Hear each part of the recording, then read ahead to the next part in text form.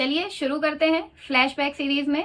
आज का टॉपिक जो नेशनल इनकम से ही रिलेटेड है और नेशनल इनकम में ही हम लोग आगे पढ़ने वाले हैं। तो आज का टॉपिक है aggregates, national income and related aggregates. आज हम नेशनल इनकम में एग्रीगेट्स के बारे में पढ़ेंगे। और अगर आपने मेरे नेशनल इनकम के पहले के दोनों वीडियोस नहीं देखे हैं तो जाइए उनको देखिए। मैंने डिस्क्रिप्शन में वीडियो का लिंक दे रखा है, तो जाइए पहले उनको वॉच करके आइए, फिर उसके बाद ये वाला वीडियो देखिए। तो नेशनल इनकम में उनके एग्रीगेट्स का मतलब है, देखिए टोटल 8 एग्रीगेट्स होते हैं और वो 8 एग्रीगेट कौन कौन से होते हैं ये मैं आप लोगों को अभी रिटर्न करके समझाऊंगी। तो चलिए हम लोग रिटर्न करते हैं। तो चलो बच्चों हम लोग शुरू करते हैं national income and related aggregates. सबसे पहले हम लोग देखते हैं कितने टाइप के एग्रीगेट्स होते हैं। तो टोटल 8 टाइप के एग्रीगेट्स होते हैं। कौन कौन से? Gross domestic product at market price, जिसको हम लोग जीडीपी-एमपी भी कहते हैं। Gross domestic product at factor cost, जिसको हम लोग जीडीपी-एफसी कहते हैं। Net domestic product at market price, जिसको हम लोग एनडीपी-एमपी कहते हैं। Net domestic product at factor cost, जिसको हम लोग एनडीपी-एफसी भी कहते हैं। Gross national product at market price यानी कि GNP-MP. Gross national product at factor cost यानी GNP-FC. Net national product at market price NNP MP और net national product at factor cost NNP FC. ठीक है, तो जब आप लोगों को अगर ये 8 याद करने हैं तो आप लोगों को ये याद करने की जरूरत नहीं है, आपको कुछ वर्ड याद करने हैं। ग्रॉस याद कर लीजिए, डोमेस्टिक याद कर लीजिए, प्रोडक्ट तो सब में कॉमन है।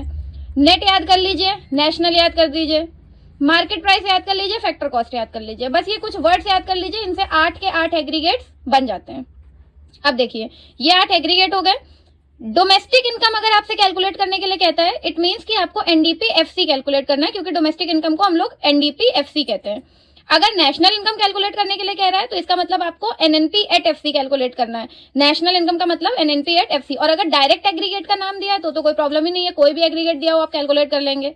ओके, तो बच्चों हम लोगों ने 8 एग्रीगेट समझ लिए। अब हम लोग समझते हैं कि वो एग्रीगेट को कैसे एक दूसरे में स्विच करते हैं या कन्वर्ट करते हैं। तो देखो बच्चों, जब अगर हम लोगों को ग्रॉस दिया है और हम लोगों को नेट में जाना है तो हम लोग कर देते हैं माइनस डेप्रिसिएशन, मैंने डेप लिखा है। और अगर नेट दिया है और आप लोगों को ग्रॉस पे जाना है तो आप लोग कर देंगे प्लस डेप्रिसिएशन। डेप्रिसिएशन के और 2-3 नाम होते हैं, जैसे कंजम्पशन ऑफ फिक्स्ड कैपिटल, बहुत ज्यादा क्वेश्चन में दिया जाता है। Replacement cost of fixed assets, current replacement cost, ये 3 नाम होते हैं डेप्रिसिएशन के, जिसमें से कंजम्पशन ऑफ फिक्स्ड कैपिटल बहुत ज्यादा क्वेश्चन में दिया होता है। अगर आप लोगों को नहीं समझ में आया हो, आप लोग लिखना चाहते हो तो मुझे कमेंट सेक्शन में बताइएगा, मैं आपको बता दूंगी।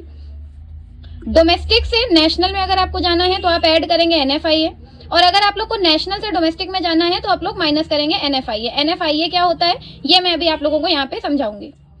फैक्टर कॉस्ट से मार्केट प्राइस पे जाना है तो हम ऐड करते हैं एनआईटी, और मार्केट प्राइस से अगर फैक्टर कॉस्ट पे जाना है तो हम माइनस करते हैं एनआईटी। ये क्या होता है ये भी मैं अभी आप लोगों को बताऊंगी। तो पहले हम लोग एनएफआईए समझते हैं क्या होता है। Net factor income from abroad, जितना भी पैसा टोटल हमें अब्रॉड से रिसीव हुआ है उसे हम एनएफआईए कहते हैं। इसका फॉर्मूला होता है factor income from abroad minus factor income to abroad. इसको शॉर्ट में हम लोग लिख सकते हैं NFIA is equals to FIFA minus FITA.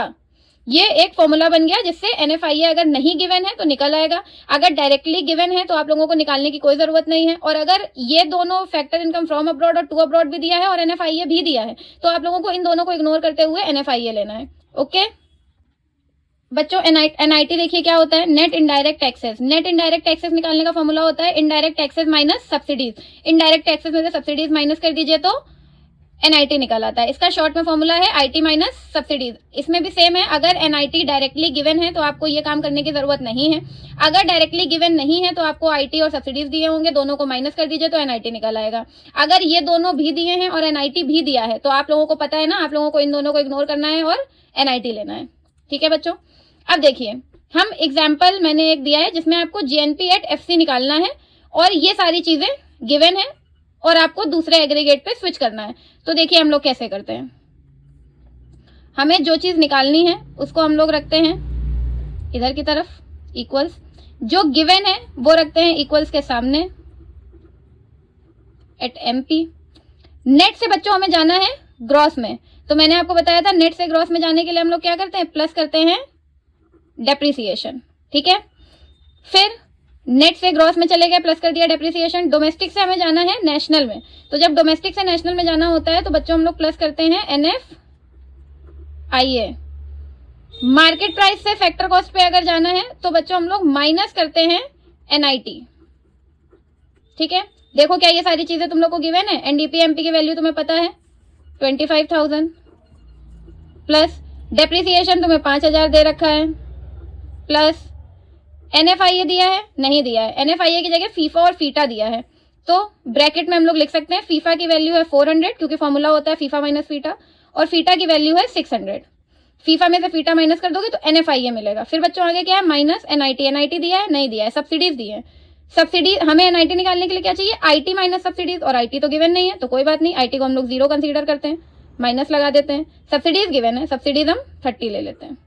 तो इसको कैलकुलेट कर लीजिए, पहले इन दोनों को ऐड कर दीजिए, 30,000 हो जाएगा ये, प्लस ये आ जाएगा माइनस का 200 क्योंकि माइनस की वैल्यू बड़ी है, माइनस, और ये भी आ जाएगा माइनस का 30। अब देखिए, अब ब्रैकेट ओपन कर लीजिए, 30,000 प्लस माइनस माइनस और माइनस माइनस प्लस।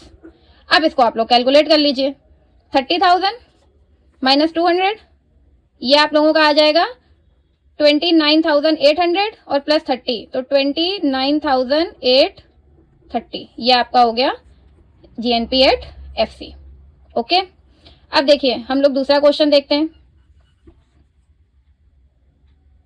चलो बच्चों, हम लोग लगाते हैं दूसरा क्वेश्चन, कैलकुलेट नेशनल इनकम। मैंने आप लोगों को बताया था नेशनल इनकम को हम लोग क्या बोलते हैं, एनएनपी एट एफसी। तो यानी कि इसमें हमें कैलकुलेट करना है एनएनपी एट एफसी। चलिए एनएनपी एफसी कैसे निकालेंगे, इधर लिख देते हैं एनएनपी एट एफसी इक्वल्स, एक एग्रीगेट दिया हुआ है जीडीपी एट एमपी। जब हम लोग ग्रॉस से जाते हैं नेट में तो हम लोग माइनस करते हैं डेप्रिसिएशन। जब हम लोग डोमेस्टिक से जाते हैं नेशनल में तो हम लोग ऐड करते हैं एनएफआईए, और जब हम लोग मार्केट प्राइस से जाते हैं फैक्टर कॉस्ट में तो हम लोग माइनस करते हैं एनआईटी। समझ में आ रहा है ना आप लोगों को। अब देखिए जीडीपी एमपी कितना दिया है 5500, माइनस डेप्रिसिएशन कितना दिया है, डेप्रिसिएशन का देखिए दूसरा नाम दिया है कंजम्पशन ऑफ फिक्स्ड कैपिटल, यही डेप है तो ये है 300, प्लस एनएफआईए देखिए कितना दिया है, एनएफआईए नहीं दिया है, सेम फीफा और फीटा दिया है। तो चलिए निकाल लेते हैं हम लोग 150 माइनस 250। ठीक है, अब हमें माइनस करना है एनआईटी, और एनआईटी नहीं दिया है, नेट इनडायरेक्ट टैक्स नहीं दिया, पर इनडायरेक्ट टैक्स जीएसटी होता है, ये तो आप लोगों को पता ही होगा। तो चलिए GST IT minus subsidy, subsidies कितनी है 70। अब देखिए माइनस कर दीजिए, ये आ जाएगा 5200, ये प्लस ये माइनस का 100 आएगा, तो माइनस का ही साइन रहेगा क्योंकि माइनस की वैल्यू बड़ी है। तो ब्रैकेट ओपन करेंगे तो प्लस माइनस हो जाएगा माइनस, ये 120 में से 70 माइनस किया 50 आएगा, इसमें प्लस की वैल्यू बड़ी है और ब्रैकेट के बाहर माइनस का साइन है तो ये हो जाएगा माइनस 50। अब इसका टोटल आंसर क्या आ जाएगा, 5200 माइनस 100 5100 और माइनस 50, तो ये आंसर आ जाएगा 5050। ये हो गया इसका आंसर। ठीक है, आप लोगों को ये क्वेश्चन समझ आ गए होंगे, अगर नहीं आए हैं तो मुझे कमेंट सेक्शन में बताइएगा जरूर। चलिए मैंने अब आप लोगों को सॉल्व करके बताया कि कैसे कैलकुलेट किया जाता है। अब ये 2 क्वेश्चन आपके लिए होमवर्क है, ये आप लोगों को खुद से सॉल्व करने हैं। इसमें आपको एनडीपीएफसी निकालना है और आपको ये डेटा गिवन है, और इसमें आपको डेप्रिसिएशन निकालना है, सब्सिडीज निकालनी है और एनडीपीएफसी निकालना है। अब ये मत कहिएगा कि आपने ये दोनों तो बताए नहीं, इसमें आप थोड़ा सा दिमाग लगाइए, थोड़ा सा ट्रिकी क्वेश्चन है। आप लोग तो बड़े स्टूडेंट्स हैं, बोर्ड के बच्चे हैं, आप लोग तो दिमाग लगा ही लेंगे।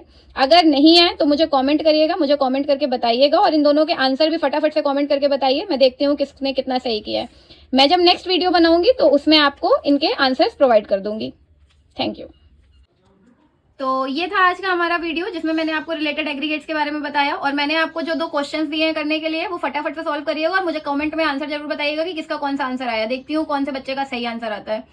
तो आज के इस वीडियो को यहीं पे एंड करते हैं। नेक्स्ट वीडियो में हम लोग मेजर्स पढ़ेंगे नेशनल इनकम के, कि कैसे नेशनल इनकम कैलकुलेट करी जाती है और क्या क्या मेथड्स होते हैं।